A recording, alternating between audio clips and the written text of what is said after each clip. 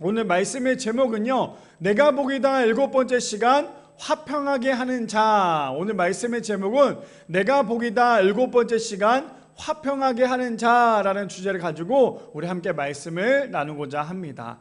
이제 돌아오는 수요일은 무슨 날인 줄 아시죠? 지방선거가 있는 날이에요. 우리가 가끔 매년 있는 건 아니지만 이 지방선거를 통하여서 우리가 또 투표를 할 수도 있고요. 반드시 저는 투표를 해야 된다고 말씀을 드리는 건 무엇이냐면 여기저기 뽑으세요가 아니라 투표를 해야 되는 이유가 무엇이냐면 투표를 해야지만 우리도 그 투표를 통하여서 권리를 행사할 수 있는 거예요. 근데 우리가 투표도 하지 않고 뒤에서 계속 어떤 사람을 비방하고 그러면 그건 올바른 것이 아니에요. 우리가 해야 될 건 무엇이냐면 기도하는 마음으로 어떤 사람이든 내가 정말 기도하고 하나님께서 주신 감동이 있다면 그 사람이 정말 이 나라를 잘 통치하고 이 나라를 위해서 정말 잘 섬길 수 있는 사람을 뽑는 날이 바로 이 수요일이라는 거예요. 그냥 빨간 날 놀러 가야지가 아니라 꼭 반드시 투표에 참여하여서 한 사람 한 사람을 정말 기도하는 마음으로 뽑을 수 있는 우리 모두가 되기를 소망합니다. 그래서 지금이 어떤 때냐? 가장 나라를 위해서 기도할 때인 것 같아요. 그래서 우리 성도님들 기도하는 마음으로 언제나 나라를 위한 기도는 빼먹지 마시고 나라를 위해서 기도할 수 있는 우리 모두가 되기를 소망합니다. 벌써 오늘이 7번째 시간이에요. 그리고 다음 주가 8번째 시간이고 특히나 오늘 이 화평하게 하는 자는 저는 이번 한 주 동안에 너무 어려웠어요. 사실 한 주 한 주 동안에 이 팔복 시리즈에 나오는 그 한 사람 한 사람 우리가 나오는 신명에 가난한 자부터 쭉쭉쭉 나왔을 때 오늘 이 7번째 화평하게 하는 자가 저에게는 가장 이번 한 주 동안에 어려운 말씀의 주제였던 것 같아요. 사실 굉장히 단순하거든요. 그냥 분열하지 말고 싸우지 말고 함께 하나가 되자, 하나로 만들자가 화평하게 하는 자예요. 너무나 간단한 문제인데 저는 이 한 주 동안에 이 말씀을 붙잡으면서 하나님 이 말씀을 어떻게 전하면 좋을까요? 그래서 저희 아내한테도 계속 물어봤어요. 도대체 이걸 어떻게 풀어나가면 좋을까? 근데 하나님께서 너무나 귀한 은혜를 주셨어요. 정말 너무나 사실 우리 성도님도 그렇잖아요. 제가 저번 주에도 말씀했고 매주 말씀드리지만 이 팔복 시리즈가 그렇게 어렵다고 생각을 안 했어요, 저는. 그래서 저는 이 팔복 시리즈를 통해서 우리 성도님들이 올바른 분별력을 가졌으면 좋겠다라는 마음을 가지고 말씀을 준비했는데 한 주 한 주 준비할 때마다 결론은 뭔지 아십니까? 결론? 물론 다음 주가 마지막 결론이지만 먼저 결론을 좀 내볼게요. 이 팔복 시리즈 한 주 한 주 나가는 오늘은 특별히 화평하게 하는 자인데 결론은 뭐냐면요, 내가 죽어야지만 진짜 복이라는 거. 결국 정답은 뭐냐면 내가 진짜 죽어야지만 우리가 복이라는 거예요. 그게 이번 한 주 한 주 7번째 시간이 돌아와 보니까 하나님께서 주셨던 가장 뜨거운 마음이 뭐냐면 네가 죽어야지만 네가 정말 복이 될 수 있는 거야. 네가 정말 죽어야지만 예수님 안에서 복이 될 수 있는 거야.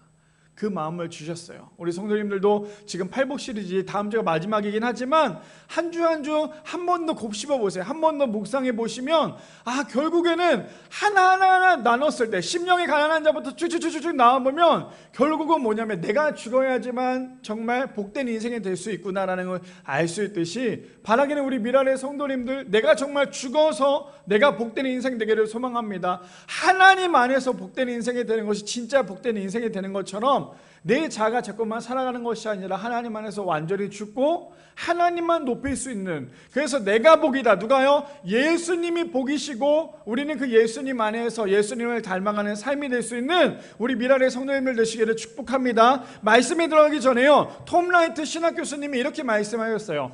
성숙한 신앙인은 자신을 위해 기도하던 자리에서 더 나아가 자손과 이웃과 민족의 회복을 위해 기도한다. 오늘 어쩌면 화평하게 하는 자를 하나로 묶은 이야기이지 않을까요? 뭐라고 얘기합니까? 성숙한 신앙인은요, 어떤 신앙인이요? 성숙한 신앙인은 자신을 위해서 기도하던 자리에서 나 혼자, 나를 위해서, 나만을 위해서 기도했던 자리에서 이제 어떻게 해요? 더 나아가 자손과 이웃과 민족의 회복을 위해서 기도해야 한다라고 얘기합니다. 바라기는 우리 미랄의 성도님들, 오늘도 말씀을 들으면서 우리 모두가 화평한 자가 되기를 소망합니다. 화평한 자가 되어서 하나님의 자녀가 될 수 있는, 하나님 나라의 시민이 될 수 있는 우리 미랄의 성도님들 되시기를 축복합니다. 우리 로마서 14장 17절 말씀 좀 읽어보고 나갈게요. 이제 다음 주에 이 말씀이 또 핵심이 될 텐데요, 마지막이죠. 우리 함께 읽어볼까요? 시작! 하나님의 나라는 먹고 마시는 것이 아니라 성령님 안에서 누리는 의와 평화의 기쁨입니다. 이제 이 말씀이 어느 정도 이해가 되십니까? 왜 제가 8주 동안에 이 말씀을 매주 읽었는지 이해가 되세요? 다음 주는 이 말씀을 좀 터치하면서 함께 나누려고 하니까요, 이 말씀 좀 묵상하시고 외울 수 있으면 외울 수 있는 우리가 모두가 되었으면 좋겠어요. 그렇다면 오늘 말씀을 가지고 함께 세 가지로 나눠볼 텐데, 첫 번째요, 마귀는 언제나 우리 안에 화평하지 못하도록 내 자신만 생각하라고 말하는 거예요. 첫 번째, 마귀는 언제나요, 우리 안에 화평하지 못하도록 내 자신만 생각하라고 말합니다. 전 하나로 말하면 뭔지 아십니까? 마귀는 하나로 만드는 것이 아니라 계속 분열하라고 이야기하고 있어요. 공동체 안에서, 교회 안에서 제일 많이 분열되는 이유는 무엇이냐면, 마귀가 우리 마음 가운데 들어와서 화평하지 못하도록 만든다는 거예요. 자, 그렇다면 우리 본문 좀 살펴볼까요? 마태복음 5장 9절 말씀, 화평하게 하는 자는 복이 있나니 그들이 하나님의 아들이라 일컬음을 받을 것이미요 라고 시작합니다. 제가 아까 전에 말씀드렸죠. 9절에 말하는 화평하게 하는 자, 너무나 간단해요. 어떤 거라고요? 다투지 말고, 혹시나 다투는 것이 있으면 말려서라도 하나가 될 수 있도록, 정말 평화롭게 평안하게끔 만들 수 있도록 하는 사람을 바로 화평하게 하는 자라고 얘기해요. 왜 그러면 오늘 이 말씀, 이 주제가 복된 이야기인지 우리가 말씀을 통해서 좀 함께 나눠봤으면 좋겠는데요. 자, 말씀 볼까요? 마태복음 4장 말씀입니다. 4장 8절에 보니까요, 마귀가 또 그를 데리고 지극히 높은 산으로 가서 천하만국과 그 영광을 보여라고 얘기합니다. 우리 성도님들 몇 번이고 들어봤던 말씀이죠. 어떤 내용인지 아십니까? 예수님께서 40일 금식한 후에 마귀가 돌을 떡으로 만들어라, 그리고 난 다음에 마귀가 또 지금 시험하는 게 무엇이에요? 지극히 높은 산으로 올립니다. 올리고 난 다음에 뭐하고 있어요? 저기 봐봐, 온 세계를 봐봐. 보고 난 다음에 너가 나한테 절만하기만 하면 내가 이 모든 것을 너에게 다 줄 거야. 그러니까 너는 다른 거 하지 말고 그냥 나한테 한 번만 수그려, 한 번만 고개를 숙여. 그럼 너는 모든 것이 될 거야. 우리 첫 번째 주제가 무엇이었어요? 마귀는요, 우리를 화평하게 하지 못하게 하려고 자꾸만 내 자신만 생각하게 한다는 거예요. 저기서 마귀의 유혹이 어떤 것입니까? 한 사람만 생각하게 만드는 거예요. 물론 지금 나오는 건 예수님이시지만 마귀가 우리를 때로는 매번 저를 통해서 흔든다라는 거예요. 어떻게 흔듭니까? 야, 네가 최고라니까. 너가 봐봐, 너가 나한테 한 번만 절하면, 너가 내 말만 한 번만 따르면 너는 최고가 될 수 있어. 지금 마귀는 끊임없이 우리를 유혹하는 거예요. 근데 우리는 너무나 쉽게 그 유혹에 넘어질 때가 많다라는 거예요. 왜요? 내가 내 생각이 되고 내가 주인이 돼버리면요, 다른 것이 보이지 않아요. 한번 생각해 보세요. 그렇잖아요. 우리 솔직하게 한번 터놓고 얘기해 볼까요? 남을 섬긴다는 게 쉬우십니까? 남을 섬긴다는 게 쉽지 않아요. 왜냐하면 남을 섬기려면 나의 에너지에 못해도 2배에서 3배 이상의 에너지를 소비해야 돼요. 그래야지만 그를 섬길 수 있잖아요. 왜냐하면 나는 나 편한 대로만 살면, 사실 다른 사람 눈치를 안 보고 살면요, 얼마나 편해요. 굳이 내가 저 사람한테 잔소리할 필요도 없잖아요. 나이를 먹으면 먹을수록 일을 할 때, 젊은 친구들이랑 일할 때 가장 힘든 게 뭔지 아세요? 그 친구들에게 뭐라고 얘기하고 싶은데, 뭐라고 얘기하면 첫 번째로 내 에너지가 소비가 되고, 두 번째는요, 그 친구들이 그 얘기를 그렇게 듣지 않아요. 그러다 보니까 그 친구를 그냥 내버려 두고 그냥 나 혼자만 내 편한 대로만 일을 하게 되면 어떤 일이 벌어지는지 아십니까? 지금 저 말씀과 똑같아져요. 하나가 될 수 없는 거예요. 뭐든지 교회에서도 세상에 일을 할 때도 마찬가지지만 공동체 안에서 하나가 되지 않으면 일할 때도 너무나 힘들잖아요. 근데 마귀는 끊임없이 우리를 유혹해. 어떻게 유혹합니까? 아니야, 굳이 내가 이렇게 좋은 거 보여줄게. 마귀는 언제나 우리의 속보다 겉만 보여줘요. 화려한 겉모습만. 겉모습만 보여주다 보니까 너 괜히 그것 때문에 힘들어할 필요 없어. 그냥 너만 생각해. 야, 네 믿음만 지키라니까. 굳이 뭐 옆에 있는 사람 믿음까지 뭐로 지켜? 그 사람은 자신의 믿음은 자신이 지키는 거고, 네 믿음은 네 믿음을 네가 알아서 지키면 되는 거야. 그거는 예수님이 말씀하시는 공동체가 아니에요. 교회 안에서 누군가가 믿음 때문에 힘들어하고 신앙 때문에 힘들어하면 그 사람을 위해서 기도하고 그 사람을 붙잡아 줘야 돼요. 그게 올바른 공동체지. 아니야, 저 사람 야 알아서 해. 나는 내가 말씀만 보고 찬양만 하고 나만 내 믿음만 내가 지키면 되지 라고 하다 보면 결국에는 내 믿음도 잃어버릴 수밖에 없다라는 거예요. 하나님께서 교회를 주신 이유가 무엇입니까? 교회가 뭔데요? 예수님이시잖아요. 교회를 주신 이유가 무엇입니까? 하나가 되라는 거예요. 뭘 통해서? 예수님을 통해서 하나가 되어서 뭘 하라고요? 하나님께 영광 돌리라고 우리에게 교회를 주신 거 아닙니까? 근데 우리는 끊임없이 교회를 내 생각과 내 판단대로만 사용하다 보니까 결국에는 겉모습, 화려한 것만 보고 오는 게 우리의 모습이더라는 거예요. 그러니 마귀는 끊임없이 우리를 어떻게 해요? 화평하지 못하게 하도록 우리의 마음을 자꾸만 흔들어요. 너가 최고야. 너가 주인이야. 너만 생각해. 그러면 모든 게 돼. 그래서 교회도 마찬가지고 세상도 마찬가지지만 우리가 그런 거 있잖아요. 시간 약속을 잘 지켜야 돼요. 저는 지금까지 살아오면서 시간 약속에 대한 그게 있어요. 그래서 저도 물론 가끔씩 뭐 늦을 때도 있고 그럴 때도 있지만 웬만하면 시간을 칼같이 지키려고 해요. 제가 말씀드리는 이유는 뭐냐면 빨리 온 사람이 손해보지 않게 만들려면 우리 모두 다 빨리 가야죠. 빨리 가서 함께 그 시간 가운데 함께 준비를 해야 돼요. 근데 저 사람이 준비하니까 나는 천천히 가도 돼라고 생각을 하고 있다면 결국에는 그 공동체는 무너질 수밖에 없어요. 가장 공동체가 무너지는 제일 큰 이유가 뭔지 아십니까? 사역을 해보니까요, 가장 큰 공동체가 무너지게 된 이유는 막 이것저것 패를 갈라 싸운 것도 있겠지만 더 큰 건 뭐냐면 시간 약속 지키지 않은 것 때문에 그 공동체가 무너지는 걸 너무나 많이 봤다라는 거예요. 근데 마귀는 뭐라고 얘기하는 줄 아세요? 야, 오늘 조금 늦게 가. 좀 편하게 하자.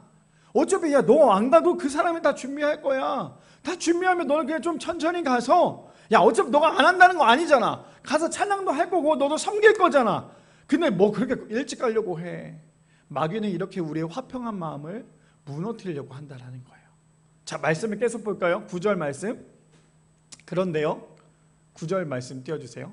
이르되 만일 내게 엎드려 경배하면 이 모든 것을 내게 주리라. 지금 마귀가 얘기하죠. 그랬더니 예수께서 이렇게 말씀하세요. 우리 성도님들도 해야 될 겁니다. 10절 말씀이에요. 이에 예수께서 말씀하시되 사탄아 물러가라. 기록되었을 때 주 너의 하나님께 경배하고 다만 그를 섬기라 하였느니라. 지금 예수님은 뭐라고 말씀하세요? 사탄아 물러가라. 주 너의 하나님만 경배해라. 하나님의 말씀만 경배해라 라고 얘기하고 있어요. 그래서 우리가 해야 될 건 무엇이에요? 교회 안에서 하나님의 말씀만 붙잡고 살아가는 거예요. 몇 번이고 제가 강조하잖아요. 교회가 흔들릴 수밖에 없는 가장 큰 이유가 뭐라고요? 교회 안에서 하나님만 봐야 되는데 자꾸만 사람을 보고 환경을 바라보다 보니까 자꾸만 분열이 일어나고 다툴 수밖에 없다라는 거예요. 근데 예수님께서 뭐라고 말씀하세요? 아무리 마귀가 공격한다 할지라도 딱 하나예요. 하나님만 경배하면 모든 것이 끝나. 하나님만 바라보면 모든 것이 끝나다고 얘기하는 게 누굽니까? 바로 예수님이시라는 거예요. 그뿐 아닙니다. 욥기 말씀 볼까요? 2장 보니까 이렇게 얘기해요. 그의 아내가 그에게 이르되 당신이 그래도 자기의 온전함을 굳게 지키느냐 하나님을 욕하고 죽으라. 우리 저번에도 한번 다뤘던 얘기죠.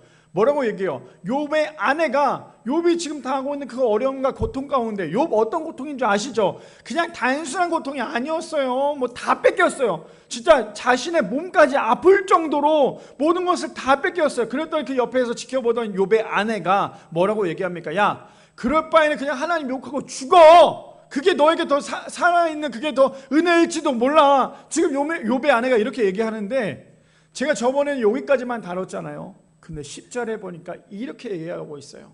그가 이르되 그대의 말이 한 어리석은 여자의 말 같도다. 너의 말은 굉장히 어리석은 거야. 하나만 볼 줄 아는 거야. 다른 거 볼 줄 모르는 거야. 그러면서 뭐라고 얘기합니까? 우리가 하나님께 복을 받았은즉 화도 받지 아니하겠느냐. 저는 저것이 우리 성도님들의 마음판에 새겨지기를 소망합니다.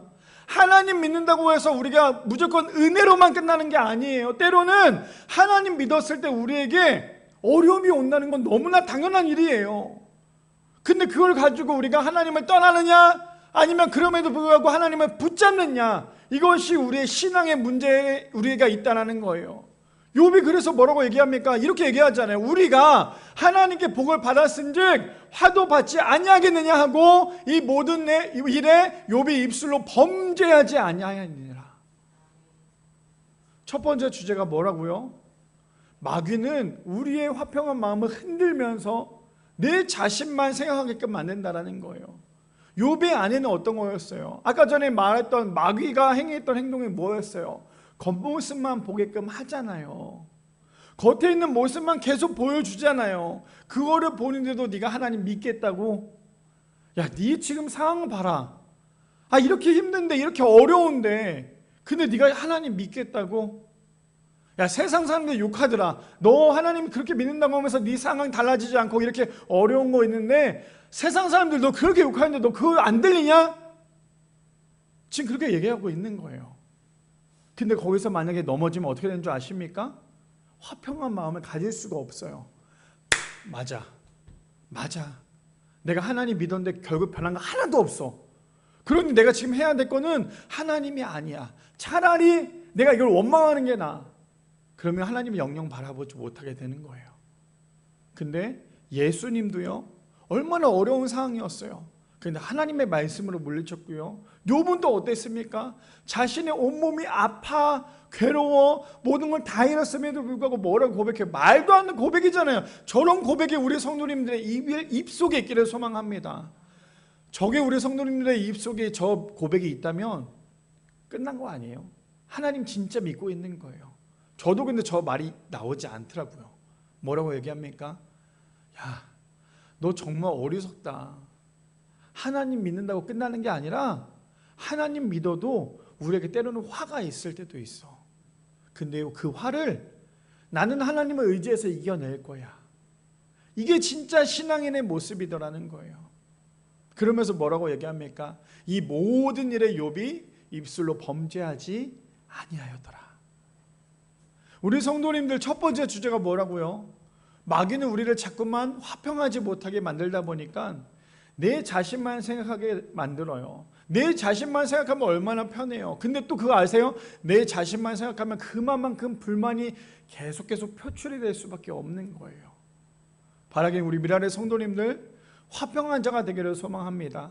나만 생각하고 이기적인 그런 믿음과 신앙과 삶을 가지고 살아가는 것이 아니라 하나님께서 주시는 그 화평한 마음을 가지고 내 주변에 있는 모든 사람을 섬기며 무엇보다 하나님의 마음을 닮아갈 수 있는 우리 미랄의 성도님들 되시기를 축복합니다. 두 번째입니다. 두 번째 이렇게 얘기하죠. 공동체 안에 편을 가르는 사람은 화평한 자가 될 수 없다는 거예요. 두 번째, 공동체 안에 편을 가르는 사람은 화평한 자가 될 수 없습니다. 아까 첫 번째는 내 자신에 대해서 얘기를 한다면 두 번째는요, 이제는 좀 공동체에 대해서 함께 다뤄봤으면 해요. 우리 교회 안에서 수많은 교회들이 교회 안에서 무너지는 이유가 뭔지 아십니까? 자꾸만 편을 갈라요. 팔을 나눠요. 자, 말씀 좀 다시 한번 살펴볼게요. 제가 말씀 읽어드리면서 함께 볼게요. 다시 한번 9절 보면 화평하게 하는 자는 복이 있나니 그들이 하나님의 아들이라 일컬음을 받을 것이고, 저 말씀 굉장히 두렵게 들으셔야 되는 게 뭐냐면 저 말씀을 반대로 바꿔볼게요. 화평하지 않은 자는 저주를 받을 것이니 그들은 하나님의 아들이라 절대 일컬음을 받지 못할 것이라. 저 말의 뜻이 뭔지 아십니까? 교회 안에서 죄송해요, 이런 표현에서 까불지 말라는 거예요. 교회 안에서 나 뭐 좀 된 것 같다고, 교회 안에서 내가 좀 신앙생활 좀 했다고 교회 안에서 까불지 말라는 거예요.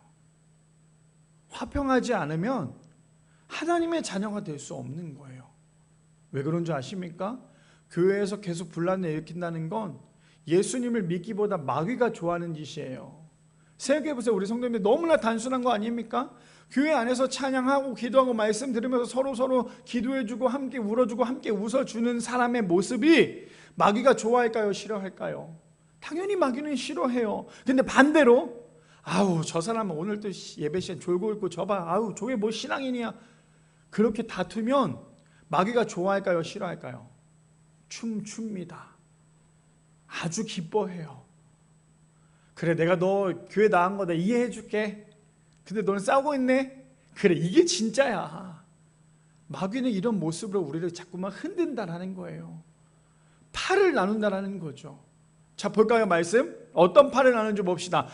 고린도전서 3장 3절에서 7절 말씀에 보니까 너희는 아직도 육신에 속한 자로다. 너희 가운데 시기와 분쟁이 있으니 어찌 육신에 속하여 사람을 따라 행함이 아니리요 라고 얘기해요. 뭐라고 얘기합니까? 육신에 속한 사람은 어떻게 한대요? 시기와 분쟁을 계속 일으킨다라는 거예요. 그러면서 4절에 보니까요, 어떤 이는 말하되 나는 바울에게로다 하고 다른 이는 나는 아볼로에게로라 하니 너희가 육의 사람이 아니리요. 팔을 나눕니다. 5절 말씀이요.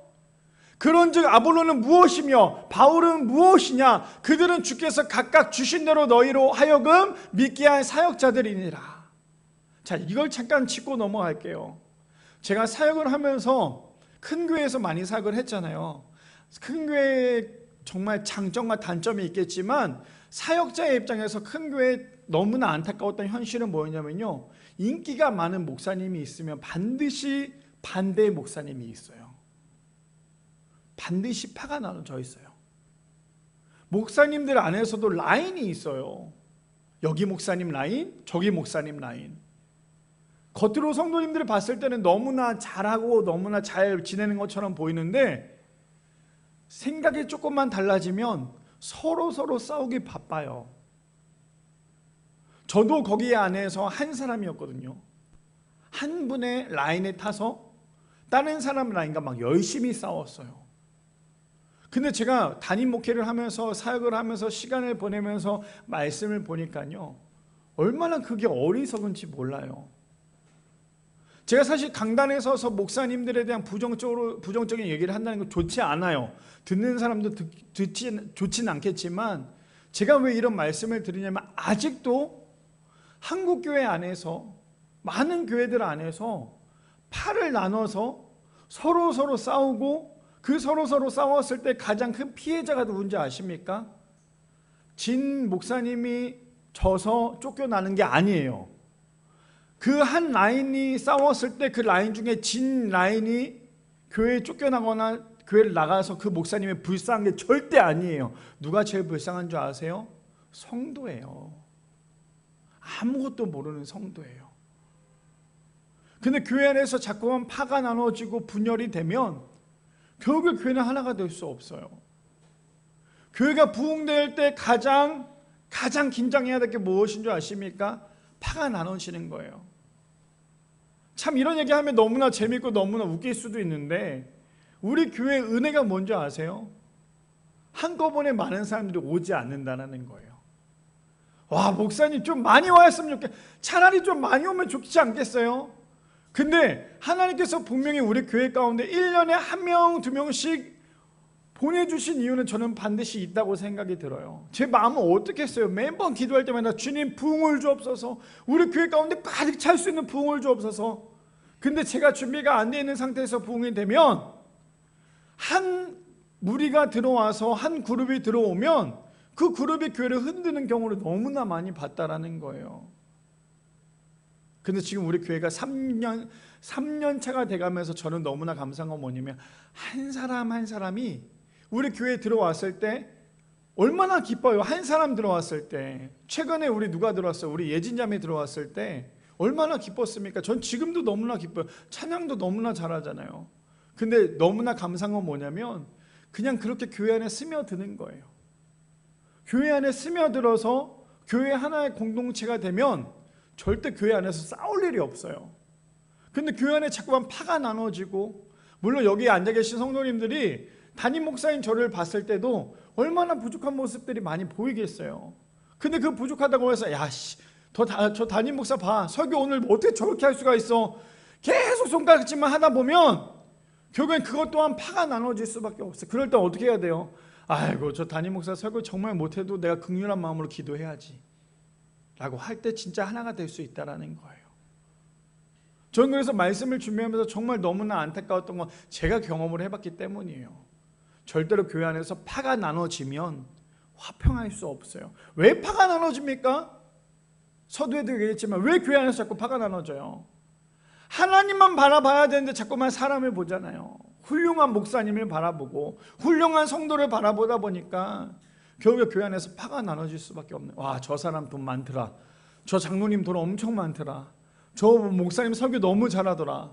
그렇게 해서 파가 나눠지면 결국에 어떻게 됩니까? 그 파 때문에 교회가 온전한 공동체가 될 수 없다라는 거예요. 자, 계속 말씀을 봅시다. 말씀을 볼게요. 6절 말씀이죠. 이렇게 얘기합니다. 나는 심었고 아볼로는 물을 주었으되 오직 하나님께서 자라나게 하셨느니라.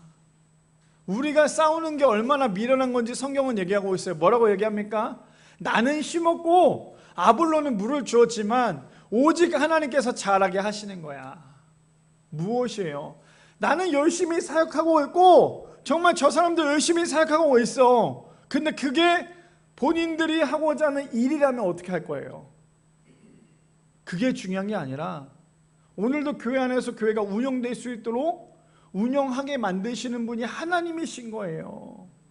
근데 자꾸만 우리가 착각하면서 내가 찬양하니까 오늘도 찬양팀이 돌아가지, 내가 기도하니까 오늘도 중보기도팀이 돌아가지, 내가 오늘도 예배를 집례하고 있으니까 예배가 집례되고 있지라고 하는 건 너무나 멍청한 짓이라는 거예요. 왜요? 교회의 모든 것은 하나님께서 운영하고 계시기 때문이라는 거예요. 다시 한번 읽어드릴게요. 나는 심었고 아볼로는 물을 주었을 때 사실 얼마나 중요합니까? 저거 정말 하지 말라는 게 아니에요. 너무나 중요하지만 더 중요한 건 뭔지 아십니까? 핵심은 오직 하나님께서 자라나게 하셨나니에요.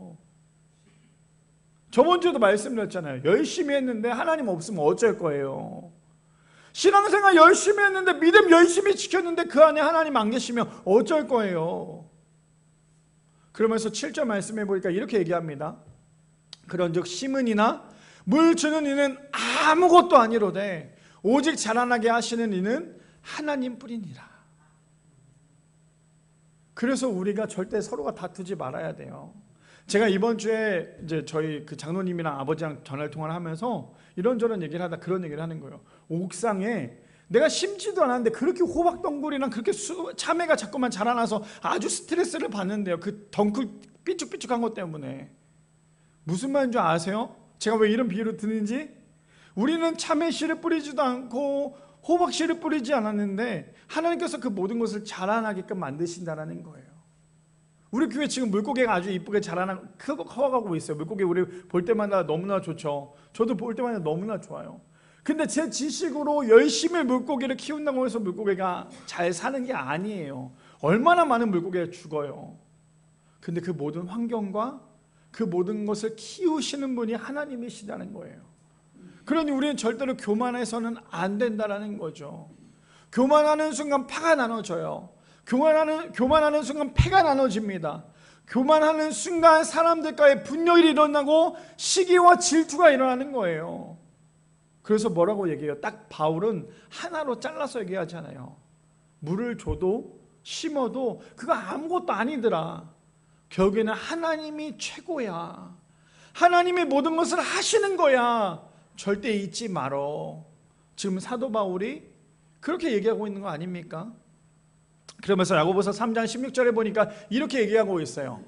야고보서 3장 16절이요. 시기와 다툼이 있는 곳에는 혼란과 모든 악한 일이 있음이라. 잘 새겨 들으셔야 돼요. 시기와 다툼이 있는 곳, 파가 나눠진 곳은 반드시 시기와 다툼이 일어날 수밖에 없죠. 거기는 뭐가 있대요? 모든 악한 일이 있다라고 얘기를 하고 있어요. 그러니까 절대 싸우시면 안 돼요, 성도님들. 만약에 우리 교회가 여기서 조금 더 성장을 해서 성도들이 더 들어왔어요. 거기서 만약에 사람들끼리 좀 그럴 수 있잖아요. 어떤 사람이 너무 얄밉게 너무 잘하는 경우도 있어요. 그런 사람이 좀 들어왔으면 좋겠는데 아무튼 얄밉게 좀 잘하는 사람들도 있을 거예요. 근데 그 사람 절대 시기하지 마세요. 질투하지 마세요. 그 사람이 더 잘할 수 있도록 기도해 주세요.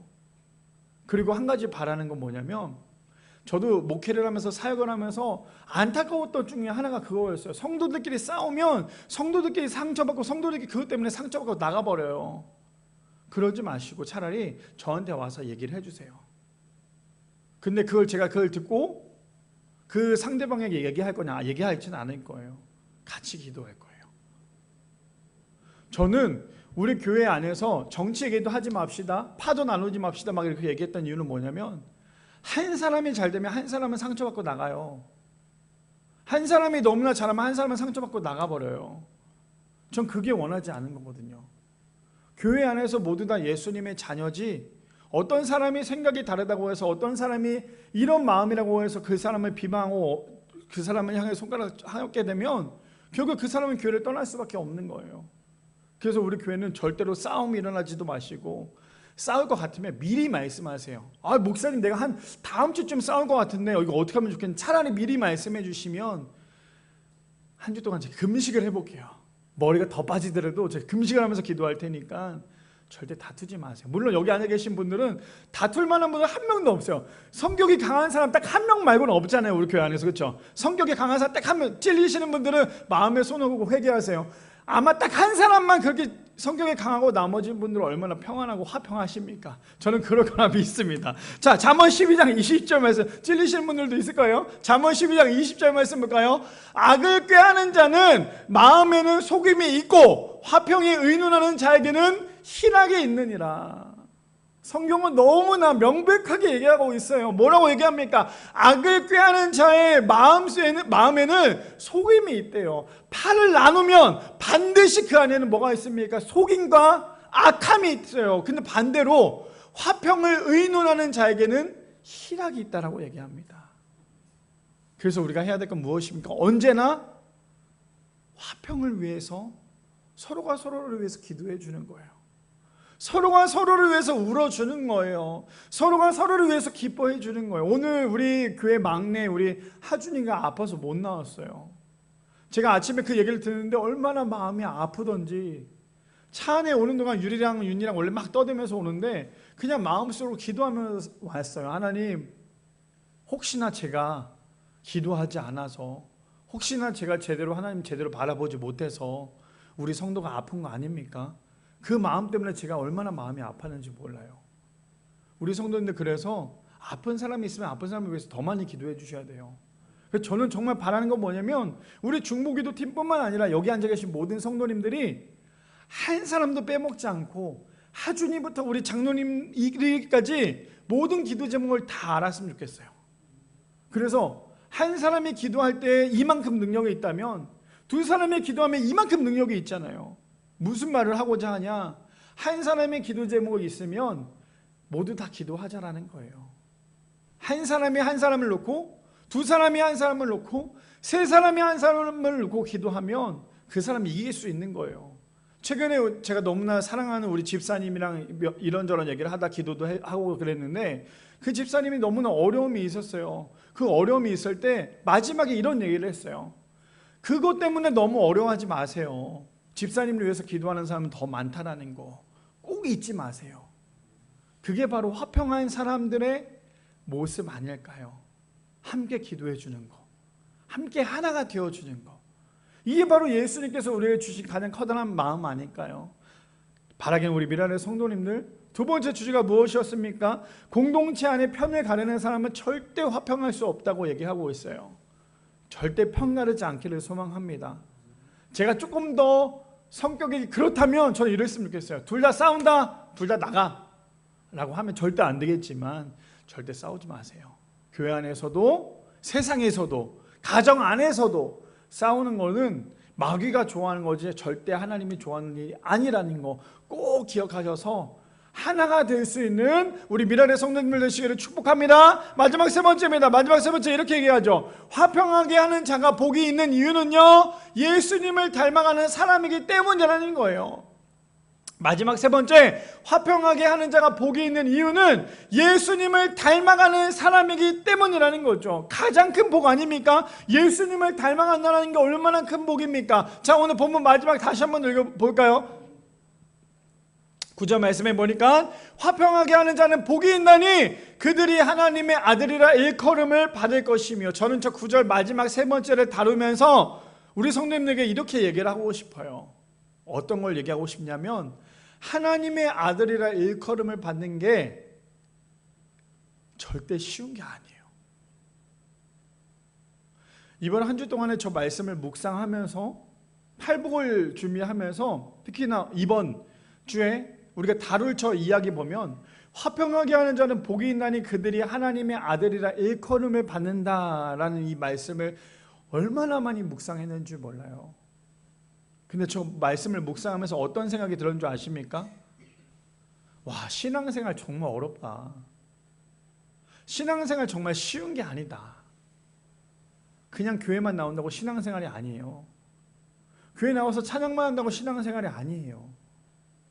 교회 안에서 그냥 예배만 드린다고 해서 신앙생활이 아니라 신앙생활은 뭔지 아십니까? 하나님의 뜻대로 살아가는 거예요. 근데 화평한 자만이 하나님의 아들의 일컬음을 받는다는 건 우리가 진짜 신앙생활을 해야지만 하나님의 아들이라 일컬음을 받을 수 있다는 거예요. 그러니 이번 한 주 동안에 이 말씀을 묵상하면서 얼마나 마음이 어려웠겠어요. 말씀을 준비하면서도 이 말씀이 너무나 힘들었어요. 왜요? 신앙이 절대 쉬운 게 아니었기 때문이에요.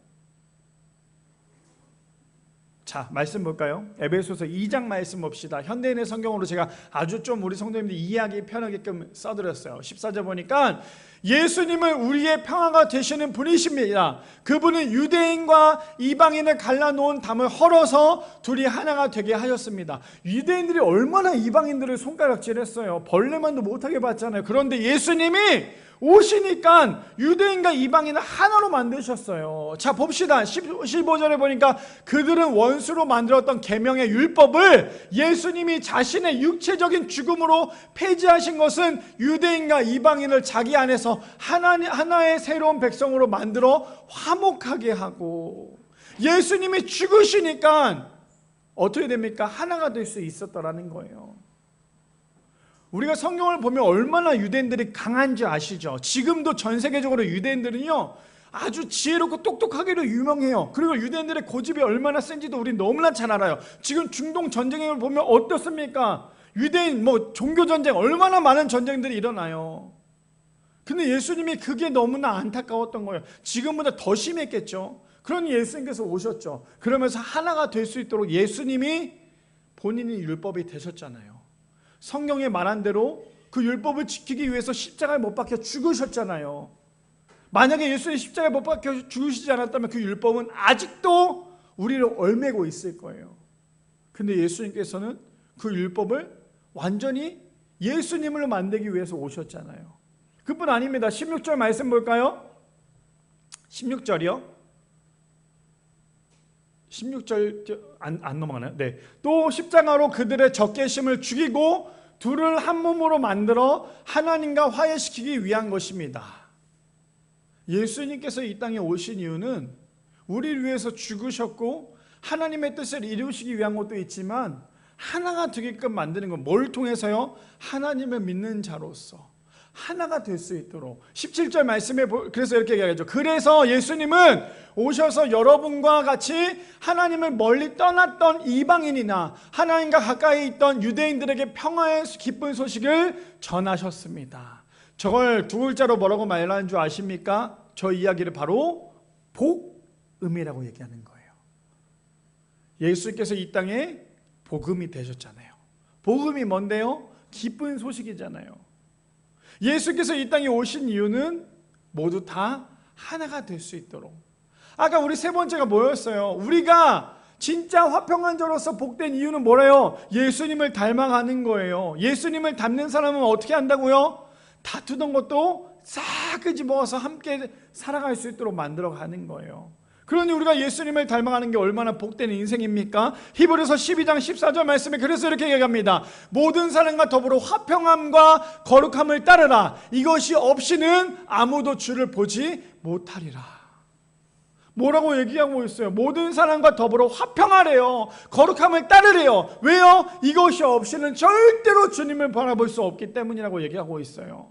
그러면서 로마서 12장 말씀이죠. 오늘 마지막 말씀이에요. 서로 마음을 같이하며 높은 데 마음을 두지 말고 도리어 낮은 데 처하며 스스로 지혜는 체하지 말라.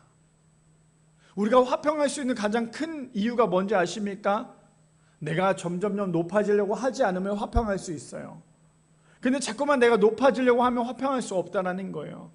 그러면서 17절에는 이렇게 얘기하죠. 아무에게도 악으로 갚지 말고 모든 사람 앞에서 선한 일을 도모하라.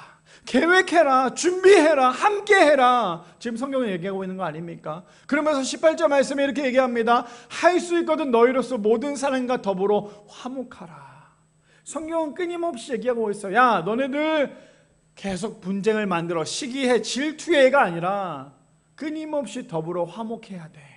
하나가 돼야 돼. 지금 성경은 얘기하고 있어요. 그러면서 19절 말씀해 보니까 18절까지 말씀해요. 죄송해요. 제가 19절에 썼는데 18절까지 말씀을 하고 있어요. 모든 사람과 함께 화목해라.